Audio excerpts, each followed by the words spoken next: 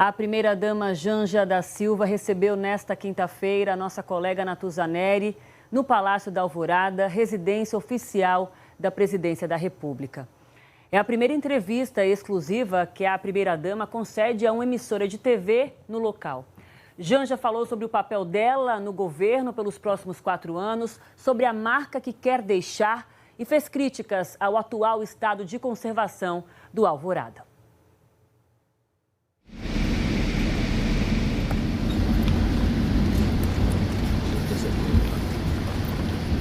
Deste Planalto Central, desta solidão que em breve se transformará em cérebro das altas decisões nacionais, lanço os olhos, mais uma vez, sobre o amanhã do meu país. E antevejo esta alvorada com fé inquebrantável e uma confiança sem limites no seu grande destino.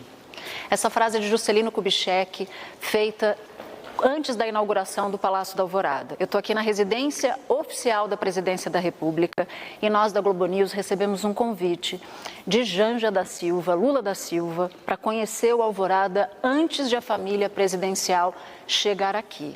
Janja, muito obrigada pelo convite. Seja bem-vinda, Natuza, ao Palácio da Alvorada. Esse é o palácio mais icônico, o edifício mais icônico de Brasília. Sim, com certeza. É sempre uma emoção.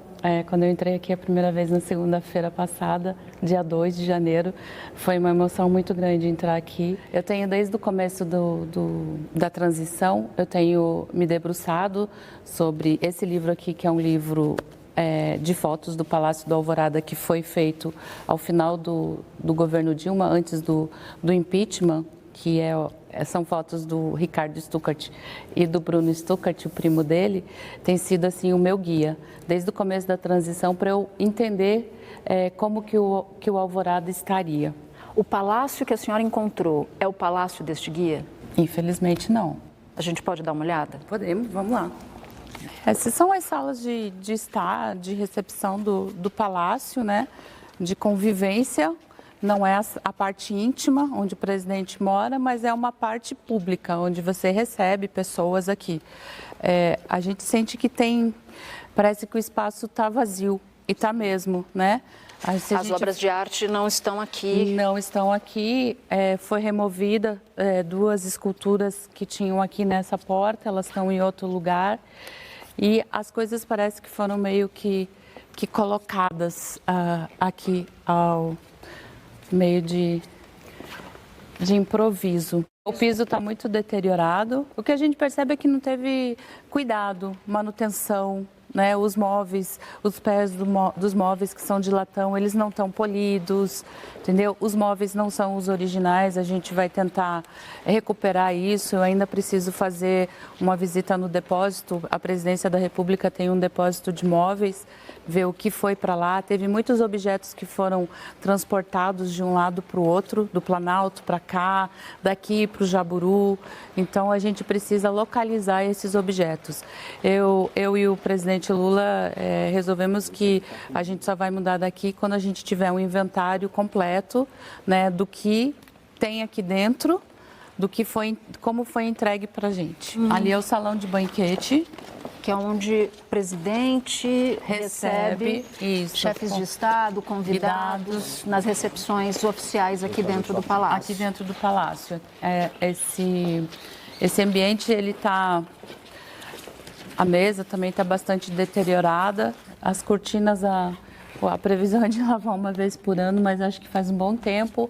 O vidro quebrado. Não posso te dizer o que aconteceu aí. Natuza, aqui então é a biblioteca, onde o presidente trabalha. E aqui eu queria mostrar para vocês os equipamentos de live do ex-presidente. Algo curioso aqui. Vocês não mexeram aqui, está tudo exatamente como foi deixado. Como foi deixado. Aqui é a sala de estado que está totalmente descaracterizada. Essa obra aqui, ela não é aqui, o original dela é na biblioteca, por conta, você pode ver que ela foi colocada aqui e ela está desbotada, aqui bate sol. Infelizmente, isso aqui vai ter que ser restaurado. E aí a gente encontrou isso, né, uma imagem sacra do século XIX no chão. E eu queria mostrar aqui para você como a manutenção não foi feita. Olha para cima. A infiltração do teto, o Stucker fez umas imagens de drone do teto, ele está muito desgastado porque não houve manutenção e é lamentável que o piso do palácio esteja dessa forma. E quando o presidente Lula veio aqui, a senhora disse que veio na segunda-feira, no dia 2. Isso, ele veio hoje é quinta, ele veio na terça-feira, no final da tarde. Bom, ele morou aqui 8 Ele morou, anos. ele sabe bem. O que ele disse quando entrou aqui? Ele ficou um pouco desolado. Foi? Assim, foi, porque ele morou 1 ano e meio com Dona Marisa na Granja do Torto para poder fazer uma grande reforma. As obras foram restauradas, foi tudo deixado perfeito. E aí, para encontrar isso, em 10 anos, está nesse estado, passando por 2 governos. Vai conhecer agora a parte reservada, onde efetivamente o presidente da República mora. É onde vocês vão morar? É onde eu e ele vamos morar. Eu, ele, Paris e Resistência. As 2 cachorrinhas já estão no hotel com vocês? As 2 estão lá. Aqui eu queria te mostrar, ó. Isso aqui é um bloqueio que foi colocado para evitar a imprensa. Aqui a gente está entrando em que área? Aqui você está entrando efetivamente na parte bem íntima, que é o quarto do casal e uma sala de televisão, que originalmente era o gabinete da primeira-dama. Gostaria de atentar para o cilindro de oxigênio. Um cilindro de oxigênio? Sim. E ele, acho que dá para ver bem o encosto, quem sentava ali. Está bem marcado. E mais uma grande televisão. A gente vai priorizar daquele lado para lá, onde é o nosso quarto, né? Arrumar tudo, deixar tudo arrumado e depois a gente vai fazendo. Não tem muita opção. Mudam o quê? Uns 20 dias? Acho que em uns 20, final do mês de janeiro, provavelmente. Então você vai viver a senhora vai viver com obras aqui. Possivelmente. A primeira sala aqui é uma sala... Seria uma sala de jantar, uma sala de estar. Eu encontrei ela totalmente vazia, sem móvel nenhum. Então aqui eu ainda não sei dizer o que aconteceu, aonde estão os móveis, se os móveis que estavam aqui eram de propriedade da família e foram levados, mas quando eles chegaram aqui possivelmente tinha móveis aqui. Eu preciso saber onde estão e preciso saber que estado que estão também, né? Ou se os móveis, ou se eles chegaram e compraram móveis para cá, como que aconteceu isso? O pessoal da Secretaria Administrativa está fazendo esse levantamento porque eu preciso saber, né? Porque enfim. tudo que sai do palácio, que não é do palácio, é registrado. Sim. Né? Porque... Sim, só que a gente não consegue achar esse registro. Não consegue achar? Não, há 2 dias estamos procurando, a gente não consegue achar. E eu vou contar para você, Natuza, tinha roupa aqui que a primeira-dama, acho que quem fez a mudança esqueceu e alguém entrou aqui, eu já estou tentando identificar com a segurança, alguém entrou aqui de ontem para hoje e retirou. Eu tenho fotos, eu ia mandar encaixotar para devolver, né? Eu quero contar para vocês que o presidente Lula tinha... Ali para trás ele tinha várias árvores frutíferas que ele e Dona Marisa plantaram e ele tinha plantado um pé de mandacaru que já devia estar muito alto, muito bonito e cortaram o pé de mandacaru. Ele chegou até ir lá ver? Foi, e ele ficou muito triste porque o pé de mandacaru foi cortado, infelizmente.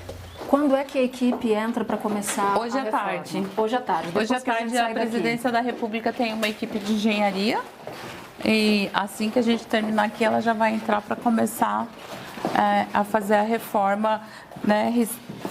Tem que passar uma lixa aqui no chão, passar um produto para voltar. Mas o que a senhora pretende restabelecer aqui? Qual é a ideia aqui? Você estava falando de futuro, né? De que esse é um espaço público, é da população brasileira. Veja, Natuza, o prédio físico ele é tombado. Tá?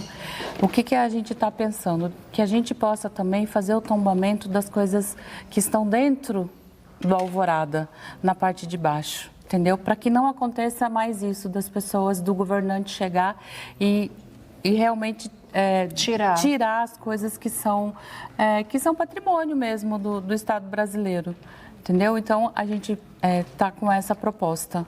Na entrevista para o Fantástico, a senhora mencionou áreas do seu coração: cultura, mulheres, Essas são áreas sobre as quais a senhora vai se envolver bastante? Com certeza, com certeza. Eu acho que eu não vou ficar em casa, eu vou... Não vai ficar aqui? Não vou ficar aqui nesse espaço, vou cuidar muito bem desse espaço, com muito amor e carinho, isso a população brasileira pode ter certeza, mas eu vou trabalhar também. Eu vou trabalhar porque está no meu gene isso, eu gosto de fazer, eu gosto de trabalhar, e essas duas áreas de mulheres e segurança alimentar e cultura são as áreas que eu quero atuar com mais força.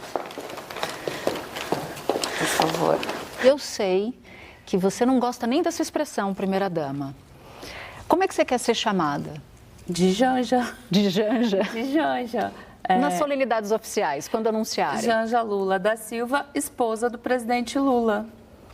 Entendeu? Tem primeiro damo? Não. Não. Então, chama como?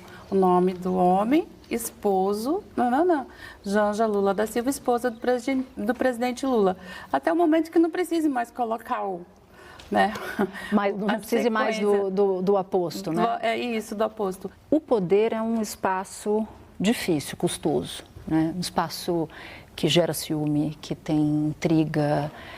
É típico, é uma matéria-prima dos espaços de poder. Você, Janja, está preparada para isso? Está preparada para ser alvo? Está preparada para botarem na sua conta o que você não tinha nada a ver com o pato? Você está de espírito pronto para isso? Estou preparada. Conviver com o presidente Lula é sempre esse desafio. Porque ele, mesmo antes dele ser presidente, né, ele tem essa coisa que emana, o poder está ali, né? É o grande líder mundial. Então, o entorno dele também sempre teve esse... Próximo, também teve esse jogo, às vezes, de intriga, às vezes, sabe, de ataque. Mas eu resolvi que eu não vou me incomodar com isso. Eu acho que tem coisa muito mais importante para a gente pensar. Eu tenho muito a contribuir com meu marido, não só na questão pessoal, de deixar ele sempre confortável, que ele esteja bem para exercer a presidência, que ele esteja tranquilo, que as coisas em casa estejam super bem, que ele possa sair daqui do Alvorada para ir para o Planalto pleno, né, sem problema nenhum, como também contribuir do lado dele, lá no Planalto, nas coisas que precisar de mim para o governo, naqueles temas que eu já falei, que para mim são importantes, que são caros, que eu trabalhei minha vida profissional inteira. E tem um momento em particular da cerimônia de posse que você tocou, você coordenou, que foi considerado o ponto alto, que foi a subida da rampa. Como é que foi a escolha daquelas pessoas? A gente começou a conversar e eu falei, amor, acho que o povo brasileiro tem que passar a faixa para você, acho que vai ser muito, muito importante, vai ser simbólico, né? A gente vem de um governo totalmente distante do povo, né, que fez tudo o que fez, o desmonte, as mortes do Covid, tudo isso, né, o feminicídio, a morte das mulheres. E eu acho que, sabe, essa eleição, o povo brasileiro elegeu o presidente Lula. Eu acho que, simbolicamente, o povo brasileiro tinha que subir a rampa com você. E a gente foi conversando sobre isso, construindo esse momento. Vocês concordam em tudo? Eu acho que a gente conversa bastante, eu acho que a gente dialoga bastante.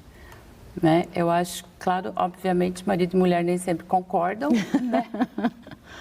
Mas a gente dialoga bastante, dialoga muito. E a decisão de desfilar em carro aberto foi tomada na última hora ou desde o começo ele Não, sempre... Essa decisão sempre foi dele, né? A gente deixou todos os carros disponíveis.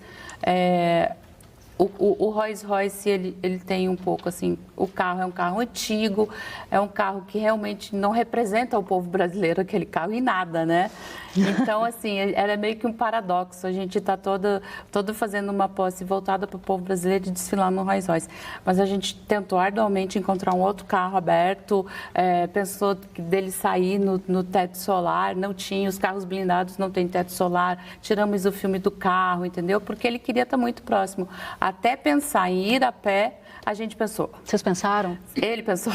Vocês chegaram a ter medo de algo nesse processo? Não. Eu perdi, assim, eu estava muito preocupada. A questão da segurança sempre me preocupou em todo esse momento de organização da posse. Mas no domingo de manhã, quando a gente abriu a janela do quarto e viu as pessoas que estavam lá no Mané Garrincha descendo para o Planalto, para a praça, para a esplanada, aquilo me deu uma certeza de que ia dar tudo certo. Foi tão bonito, eu até me arrepio. Eu fiquei emocionada na janela, ele ficou emocionado porque a gente via as pessoas, né, descendo para o Planalto, e da outra sacada dava para ver a esplanada dos ministérios ser tomada pelo povo. Aquilo nos deu a certeza que tudo daria certo. E Alckmin e Lu no carro aberto também já estava programado ou foi ali no improviso? Foi no momento, vamos junto. A gente fez tanta campanha pendurada na caminhonete juntos, 4. Vamos junto, vamos subir aqui, vamos junto. Eu cheguei a ver essa cena, porque me pareceu que era improviso mesmo. O presidente Lula chamando. Isso, e acho que o Alckmin não estava esperando, e a Lu também não. Não, porque o protocolo é muito... a minha dificuldade na organização da posse é com um protocolo rígido, um momento que é muito... O decreto da posse, aí eu vou contar uma coisa para vocês que sempre me incomodou nesse começo. O decreto da posse é de 1972, ou seja, um decreto formulado na ditadura militar. Então, é uma posse toda militarizada, entendeu? É como se o povo elegesse o presidente e o povo, né, e a posse fosse uma posse organizada só para os militares. Não, a gente queria, né, trazer um pouco disso e trazer o povo para perto dessa posse, né? E aí o Rolls Royce era uma coisa que todo mundo queria muito para desfilar, e a gente pensou, e aí no último momento ele, vamos Lu, vamos, e eu falei, venha dona Lu, vamos, e a gente subiu os 4 no carro e foi muito legal. Qual vai ser o seu papel institucional ao lado do presidente Lula? Ao final de 4 anos, o que marca você vai querer ter deixado ao longo desse período aqui? Eu acho que é a marca mesmo de uma mulher que esteve presente nesse governo, que esteve presente ao lado do presidente, sabe, que caminhou com ele, trilhou com ele esses 4 anos, né, que não se limitou à sombra, mas que estava ali desfrutando desse momento único que o Brasil vai viver, né, de reconstrução, que estava ali contribuindo. Eu não gosto muito do termo ajudar, eu gosto do termo contribuir. E ontem eu falei até isso para a Marina na posse dela. Foi? Porque o pessoal do cerimonial leu um texto sobre ela e falou que ela vai ajudar. Eu falei para ela, Marina, você não vai ajudar, você vai contribuir. É muito importante isso. E no momento que ela falou do discurso dela, logo no começo tinha a palavra ajudar e ela mudou para contribuir e olhou para mim. Eu vou contribuir, né? E eu acho muito importante isso. Eu acho que mudar a linguagem tem uma força, né? As palavras têm essa força. E eu acho que quando você carrega, você usa palavras fortes, você dá sentido a algumas coisas. Então, eu quero contribuir para que esse Brasil da união e da reconstrução realmente aconteça nesses próximos anos. Qual é o próximo projeto de Janja Lula da Silva? Eu ainda estou construindo algumas coisas, né? Conversando e vendo aonde a gente, dentro desses temas, o que eu vou efetivamente contribuir, né? Ser uma articuladora, ser uma fomentadora desses temas, eu acho isso bem importante. Eu acho que isso vai sendo construído no dia a dia, vai ser meio parte do cotidiano. Não tenho um planejamento ainda sobre como eu vou fazer e de que jeito que eu vou fazer. A gente vai construindo isso. Obrigada, muito obrigada. Obrigada a você, Ana Tudo.